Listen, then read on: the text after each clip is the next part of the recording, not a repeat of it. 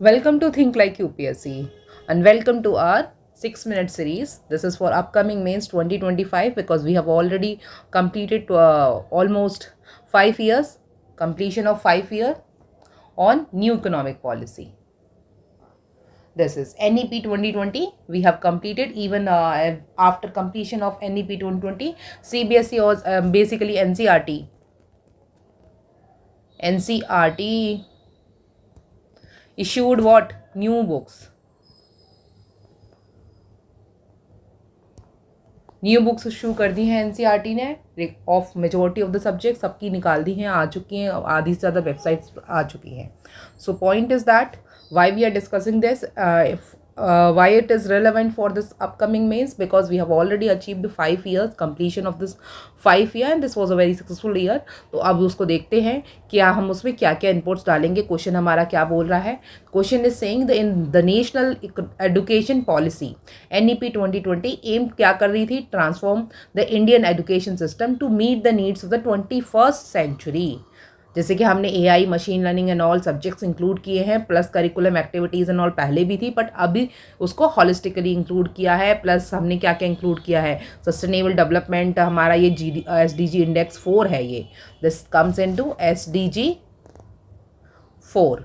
तो आपको SDG index तो सारे याद होने चाहिए, टिप्स पे होने चाहिए, ठीक है, कि जैसे पॉवर्टी क्या है, SDG 1 क्या है, SDG 2 क्या है, SDG 3 क्या है, SDG 4 क्या है. इसके लिए क्रोनोलॉजी या किसी को नहीं याद नहीं हो रही है तो जस्ट लेट मी नो, मैं उसकी क्रोनोलॉजी पोस्ट कर दूंगी ईजिली, तो उससे आपको ट्रिक से इजीली याद हो जाएगी. Critically examine the key provision of NEP 2020 and the access the challenges in its effective implementation. तो इसका इफेक्टिव इम्प्लीमेंटेशन में जो चैलेंजेस फेस करिए उसको क्रिटिकली एग्जामाइन करो, प्लस इसके प्रोविजंस बताओ और जो जो चैलेंजेस वो फेस करिए. इतना ही क्वेश्चन है आपका. सबसे पहले आप इंट्रो दोगे, NEP 2020 कब लॉन्च हुई, NEP कब लॉन्च हुई थी, ये देखो क्वेश्चन में ही दे रखा है, आप कहीं से ले सकते हो. The national education policy 2020, the first education policy of 21st century, seek to overhaul the Indian education system after 34 years आई है, ठीक है. It envision an inclusive, flexible, multidisciplinary, holistic education framework aligned with the demands of the 21st century and sustainable development, that is quality education. यहाँ पे हम बोलेंगे provisions क्या क्या है. स्कूल एडुकेशन रिफॉर्म लेकर आई जिसमें shift from 10+2 to 5+3+3+4 curriculum structure, 5+3+3 then 4 curriculum structure, then foundational literacy and the numeracy as top priority by grade 3. तो इसमें हमने बोला निपुण भारत. नेक्स्ट हमने बोला mother tongue regional language as a medium of instruction till at least grade 5. तो इसमें हमने मदर टंग को भी हैम्पर नहीं होने दिया कि हाँ टिल ग्रेड 5 तक हमने मदर टंग में इंस्ट्रक्शन बोले हैं, सिर्फ only grade. Higher education reform में हमने वहाँ नहीं बोला है. तो मतलब कि हम चाह रहे हैं कि आगे जो बच्चे आए वो इंग्लिश मीडियम में आए या फिर आगे हायर एजुकेशन जो बोले वहाँ फ्लेक्सिबिलिटी हो उनके पास में. तो because at the end of the day आपने वर्क फोर्स का पार्ट बनना है, और वर्क फोर्स का जब हम पार्ट बनाना चाह रहे हैं अपने बच्चों को तो हम टेक्नोलॉजी फ्रेंडली बनाएंगे. टेक्नोलॉजी फ्रेंडली बनेंगे तो वो कहाँ आपके इंग्लिश में ही बनते हैं मेजॉरिटली, ठीक है. मल्टी डिसिप्लिनरी इंस्टीट्यूशंस हैं विथ फ्लेक्सिबल करिकुलम, ठीक है. एकेडमिक बैंक्स ऑफ क्रेडिट जहाँ पे multiple entry and exit options हैं. टारगेट हमने क्या किया है, target of 50% gross enrolment ratio GER by 2035 एंड single higher education HECI replacing the multiple bodies. तो यहाँ पे रिप्लेस कर दिया सिंगल हायर एजुकेशन रेगुलेटर ने कि इसको मल्टीपल बॉडीज़ थी. जहाँ पे इसके बाद हमने टीचर एजुकेशन ट्रेनिंग में से पहले क्या होता, टीचर के पास में BEd का मिनिमम डिग्री है या नहीं है, that also doesn't matter, but school के आसपास घर के लोकेलिटी लोकल लोकेलिटी में आप रिक्रूट हो सकती थी. बट अब ये ऑप्शन नहीं है. अब हमने 4 ईयर और दूसरा पहले BEd 2 ईयर्स की थी. Now we have done BEd integrated BEd as like 4 year integrated BEd कर दिया as a minimum qualification, as well as BEd की आपकी फीस भी इंक्रीज हो चुकी है. अब BEd का एंट्रेंस भी टफ हो गया है. BEd as the minimum qualification for the teachers by 2030. And other key initiative क्या क्या हो गए, फोकस ऑन डिजिटल लर्निंग में हमने फोकस किया, जहाँ पे AI, मशीन लर्निंग इन पे हमने फोकस किया है. प्लस वोकेशनल एजुकेशन पे फोकस किया बिकॉज हम नहीं चाहते हमारे बच्चे स्किल से पीछे रह जाएं।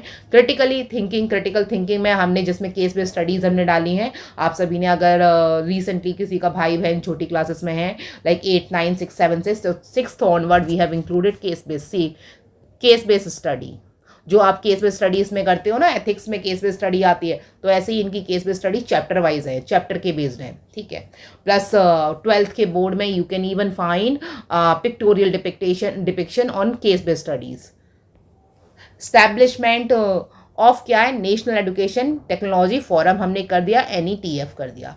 चैलेंजेस क्या क्या हम फेस कर रहे हैं, federal issue like education being concurrence list में है बट रिक्वायर क्या कर रहा है, स्ट्रॉन्ग सेंटर एंड स्टेट का कोऑर्डिनेशन चाहिए। देखो हर अभी जैसे महाराष्ट्र में इशूज चला है लैंग्वेज को लेके, वो अपना बोले नहीं तो हम तो हायर एजुकेशन और हम अपने हिसाब से एजुकेशन सब्जेक्ट पे अपने हिसाब से पॉलिसी निकालेंगे, बट ऐसा नहीं हो सकता because it was a subject of a concurrent list. तो आप दोनों को ही क्या करना पड़ेगा, कोऑर्डिनेशन इज नेसेसरी।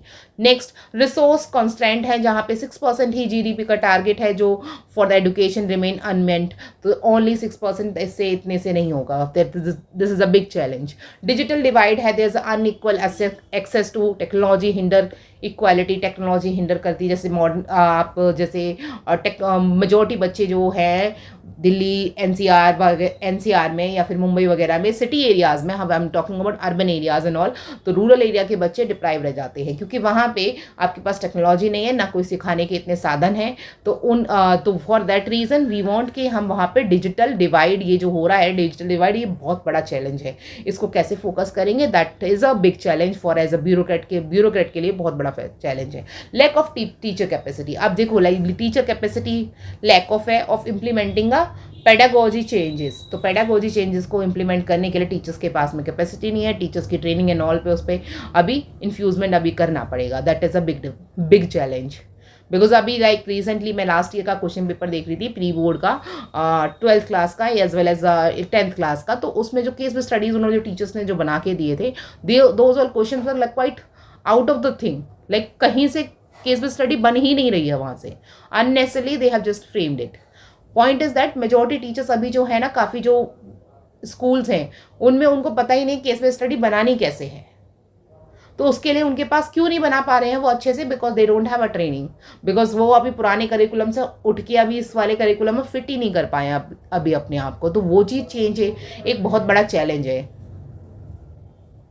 अगला, while NEP 2020 provides a progressive and a visionary roadmap for education reform in India, its success lies कहाँ कर रही है, पॉलिटिकल विलिंगनेस है या नहीं है, इस पर भी बहुत बड़ा आपकी सक्सेस लाई करती है। किसी भी पॉलिसी का इम्प्लीमेंटेशन आपके लिए सिर्फ और सिर्फ ब्यूरोक्रेसी के ऊपर ही नहीं फॉल करता, बल्कि आपकी पॉलिटिकल विलिंगनेस होनी चाहिए, रिसोर्स एलोकेशन आपको करने पड़ेंगे, plus robust implementation of mechanism with a strong monitoring, आपको स्ट्रॉन्ग मॉनिटरिंग चाहिए, इसमें कैपेसिटी बिल्डिंग चाहिए, सेंटर स्टेट की सिनर्जी चाहिए, मतलब सेंटर स्टेट के बीच में कोरिलेशन बहुत स्ट्रॉन्ग चाहिए, जहाँ पे सभी सेंटर एंड स्टेट के बीच में स्टेट एंड सेंटर गवर्नमेंट सारे मिलके ये बोले कि नहीं, हमें ना अपने सभी स्टेट में we want in every part of our country, हमारे जो स्टूडेंट्स हैं, हमारे जो बच्चे हैं, हमारी जो बच्चे वाली जो क्लास में जो बच्चे आते हैं, जो ग्रुप है आपका 6 to